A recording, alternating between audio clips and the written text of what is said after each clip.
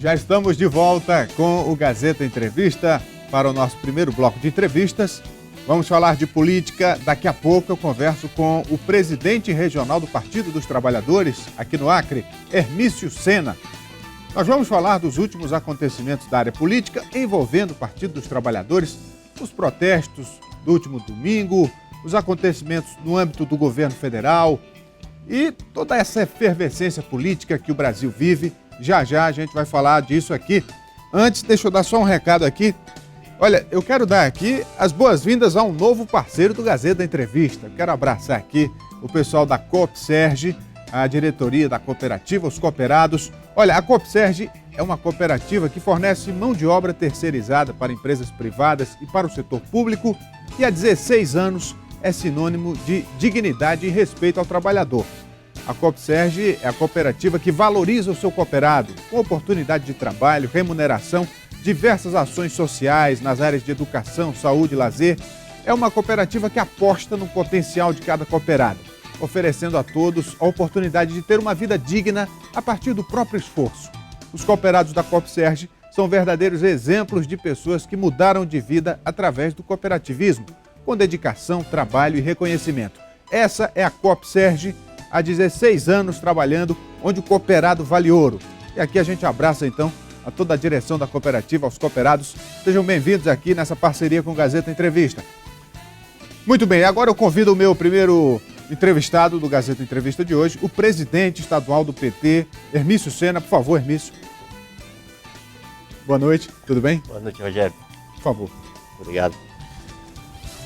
Presidente, o Brasil vive uma efervescência política muito forte. Esses últimos dias têm sido de intensas movimentações do seu partido e da própria sociedade brasileira. Está aí os protestos do último domingo. E como é que o Partido dos Trabalhadores está vivenciando esses momentos, especialmente aqui no Acre, onde o senhor está conduzindo esse processo? Em primeiro lugar, queria agradecer o convite, dizer que é sempre bom a gente vir aqui no seu programa, porque aqui a gente consegue dialogar com boa parcela da sociedade acreana. Rogério, o PT ele é um partido que nasceu na luta pela a democracia e sempre soube que a sua vida não é muito fácil. Nós nascemos no período de exceção e conseguimos chegar até a presidência da República. Então nós sabemos conviver com a democracia, nós sabemos também conviver com a ditadura. Para nós, independe se temos que lutar na ditadura ou na democracia.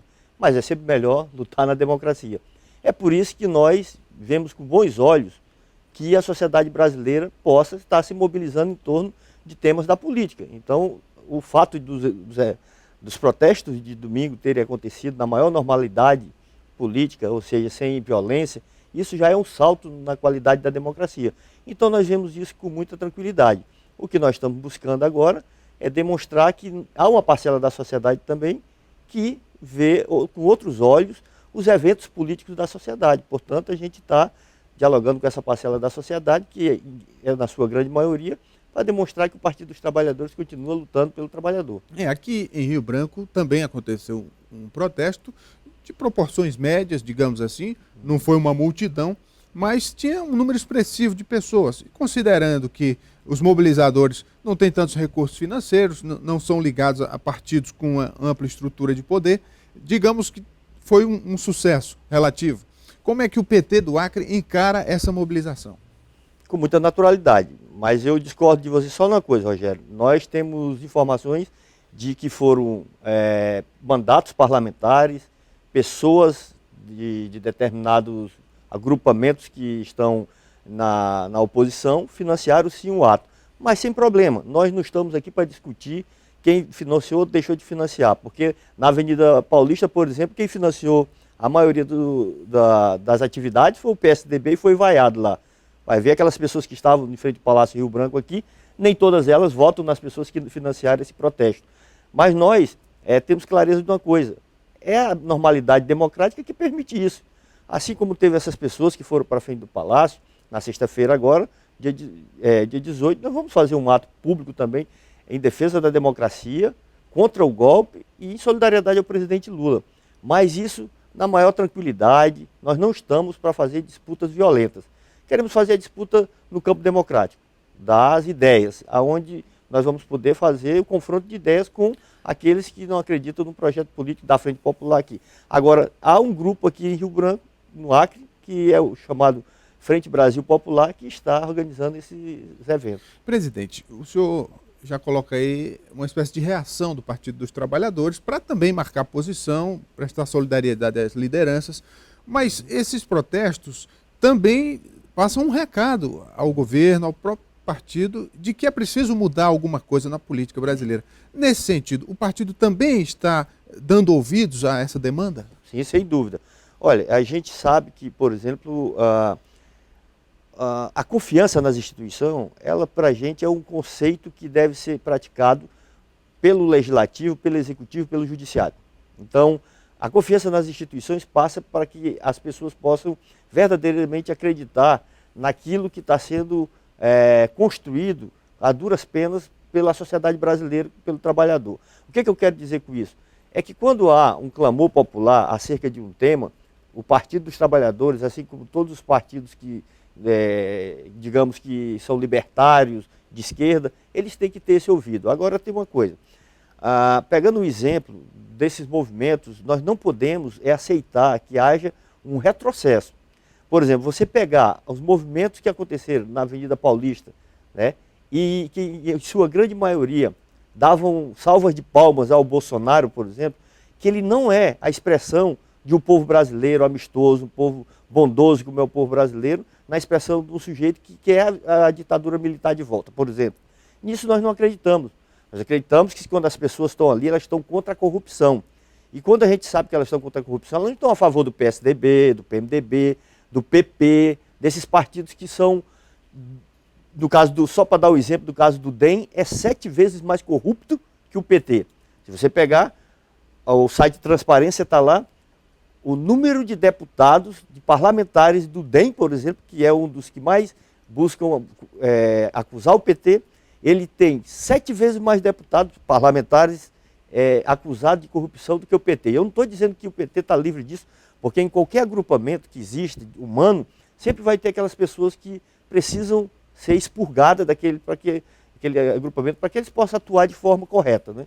Presidente, se a gente for analisar em perspectiva os acontecimentos do ano passado, desse ano, a crise política, a crise econômica no país, ela está se agravando.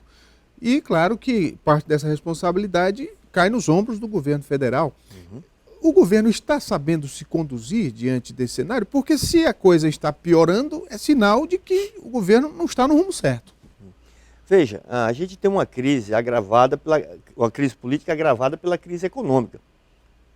E ela não é só no Brasil, isso já foi dito por todos os analistas políticos, os economistas, que é uma crise que se agrava no Brasil por conta da conjuntura internacional. Isso existe. No Brasil, nós temos um problema mais sério porque houve uma paralisação das maiores obras, com essa questão da Operação Lava Jato, houve retraiu o investimento em várias áreas, e isso, quando a crise política atinge a economia, então é preciso que haja uma força mais firme do poder político para que a economia volte. E para isso tem que eleger alguns setores. O PT, nós temos dito que é preciso investir no emprego. Nós temos dito que a economia, essa retração da economia, ela tem a ver com a falta de investimento em alguns setores que possam gerar emprego, como a indústria, a construção civil e serviços. E isso é possível quando a gente começa a discutir de onde nós vamos tirar esse dinheiro. O dinheiro não está em qualquer lugar, porque a crise está instalada também. Mas, por exemplo, nós podemos dizer que já há uma discussão dentro do PT e dos partidos que compõem a base governista, de que esse dinheiro possa sair das reservas internacionais, uns 100 bilhões, digamos, para ser investido na economia? Presidente, os últimos movimentos do partido colocam, por exemplo, a possibilidade real do ex-presidente Lula assumir o ministério do governo. Isso ao mesmo tempo em que a delação do ex-senador Delcídio Amaral, ainda senador, mas em vias de perder o mandato, ser cassado. Então, isso no momento em que a delação dele é oficializada e em que ele levanta suspeitas sobre o ministro da Educação, Aloysio Mercadante, de que teria comprado o silêncio dele. Quer dizer, muitas notícias turbulentas ao mesmo tempo fazendo com que não haja nem condições do próprio partido se reorganizar para dar um rumo, para sair dessa crise. Como é que o senhor avalia tudo isso? Olha, no momento que nós estamos dando, que eu estou dando essa entrevista, a gente está lendo as primeiras partes da delação do Delcídio. E eu tive a oportunidade de ler o resumo geral da delação dele.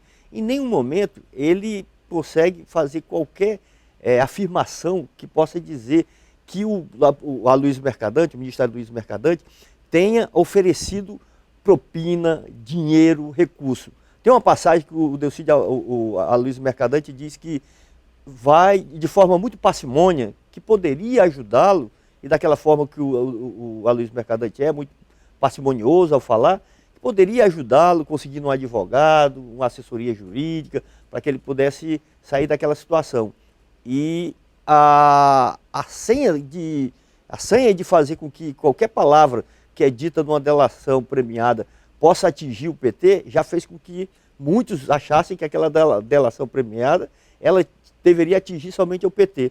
No entanto, ele está dizendo lá, citou inúmeras vezes o Aécio Neves, por exemplo, e não houve ainda as interpretações necessárias para dizer que em Furnas o Aécio Neves interferiu lá e que recebeu propinas em Furnas, que o Aécio Neves teve participação para que a CPI dos Correios, por exemplo, não tivesse a desenvoltura que deve ter. Então, tudo isso, a gente tem que ter muita paciência e muita tranquilidade para saber o que verdadeiramente está por trás de tudo isso. Então, a gente tem que esperar que a justiça seja feita, mas não podemos transformar pessoas que são citadas apenas por delatores. Assim, eu não estou dizendo que o Aécio Neves já é culpado, assim como eu não estou dizendo que outros são culpados, mas também não podem dizer que qualquer um do PT que é citado na delação premiada é culpado de alguma coisa. Essa possibilidade do ex-presidente Lula assumir um ministério, que já é interpretada pela oposição como uma obstrução ao trabalho da justiça, porque aí passa a ter foro privilegiado, não é uma faca de dois gumes? O presidente Lula, ele há muito tempo vem sendo solicitado pela militância e por setores da economia e da política que ele assuma uma posição mais firme no governo. E o presidente Lula, ele sempre disse que quando ele decidiu apoiar a reeleição da presidente Dilma, ele fez questão de se afastar, deixá-la governar, para não interferir. Mas chega um momento que ele é extremamente necessário para a construção da governabilidade. Uma pactuação nacional que possa trazer a tranquilidade, a volta da normalidade democrática nesse país, passa necessariamente pelas nossas grandes lideranças. E é incontestável que o presidente Lula, ele representa uma grande liderança no país, e ele pode fazer isso.